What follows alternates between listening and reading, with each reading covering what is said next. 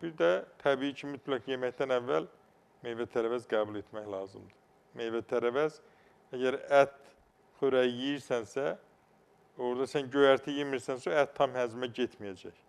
Göyərtinin kobud lifləri ətin həzmini başa çatdırır.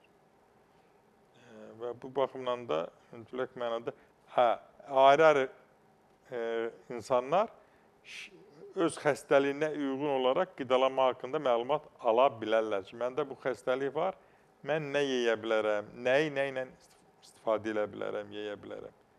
Ümumiyyətlə, yadda saxlamaq lazımdır, bütün mayelər yeməkdən qabaq içilməlidir. Su içirsənsə, çay içirsənsə, hamısı yeməyə 15-20 dəqiqə qalmış olmalıdır. Yeməyə 10 dəqiqə qalmış bir dilim limon sorursunuz ağzınızda. O, elə mədəni vəziyyətə salır, elə bir körpə uşaq anasının südünü gözləyir.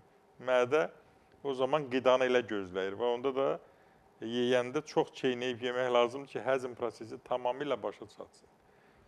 Biz bilirik ki, həzm prosesi ağız boşluğundan başlayır və nə qədər çox çeynəyib xırdalasanız, o qədər mədənin işi yüngül olur. Xüsusilə də mədənin selli qişasında dəyişiklik olanda, qastrit olanda və yaxud da eroziyalı qastrit, eroziya olanda və yaxud yarı olanda o zaman kobud qidalar ağrı verə bilir, həzm sistemi pozulur. Bu baxımdan da daha çox çeynəmək məsləhət görülür.